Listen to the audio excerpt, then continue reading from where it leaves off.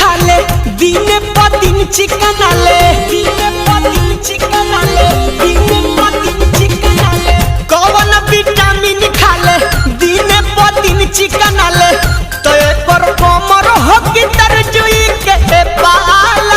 रे डोले धीरे धीरे एगो ऊपर चला एगो चला खाला रे डोले धीरे धीरे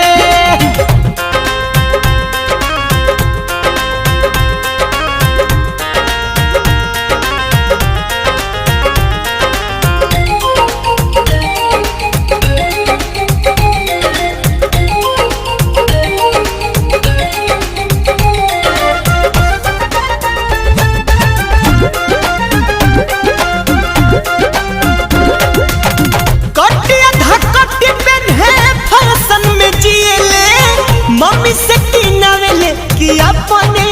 इसीले मम्मी से किनावेले कि अपने इसीले कटिया धकटी पहने फैशन में जिएले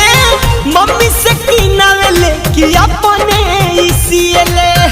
तो एकर कपड़ा लगे समियाना के झाला रे डोले धीरे धीरे तह गो ऊपर चला एको चला खाला धीरे धीरे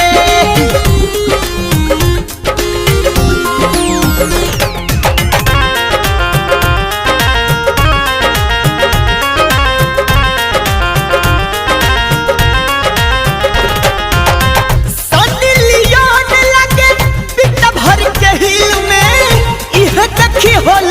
ललैकन के दिल में इह देखी होल ललैकन हाँ हाँ सनी लियोन लगे पिता भर के हिल में इह देखी होल ललैकन के दिल में तकतन लैकन के धरैले बिया काला रे डोले धीरे धीरे एगो ऊपर चला एगो चला खाला रे डोले धीरे धीरे